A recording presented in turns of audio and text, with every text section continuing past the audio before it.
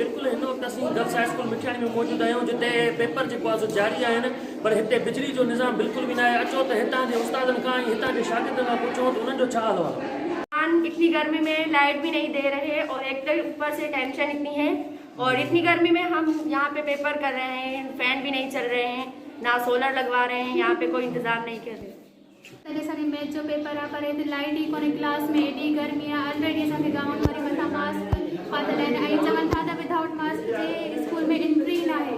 हाणे हिकिड़ी गर्मी माण्हू काॾे वञे। आहे बिजली जी ॾाढो मसइलो आहे मिठियाणी में, बिजली जो ऐं तव्हां ॾिसो था त हिते एॾी गर्मी आहे ऐं हिन हिते पखा था हलाइनि ऐं हिन जे जनरेटर जो इंतज़ाम आहे, न सोलर सिस्टम जो इंतज़ाम आहे। कंहिंजो असांखे बिजली न आहे, असांजी बिजली ॾेई वञे, असां ईअं पेपर कयूं पिया गर्मी में, असां जनरेटर हलायो आहे। तमामु घणी खोट आहे ऐं असां गर्मी में था पेपर कयूं। हाणे गर्मी में असांखे छा यादि रहंदो, असां पंहिंजो पघार उगियूं या असां पंहिंजो पेपर कयूं। सुबुह जो उते लाइट आहे या कान्हे का? न जी बिल्कुल भी ना आहे। जी नज़रीन उहा शागिर्दनि ऐं उस्तादनि जा जेका सो पंहिंजा वीचार ॿुधा। हुननि जो चवणु हुयो त हिते असां पेपर त ॾियूं पिया था, अॼु ॿियो पेपर आहे पर हिते बिजली जो को बि हिकिड़ो निज़ाम जेको आहे सो न आहे।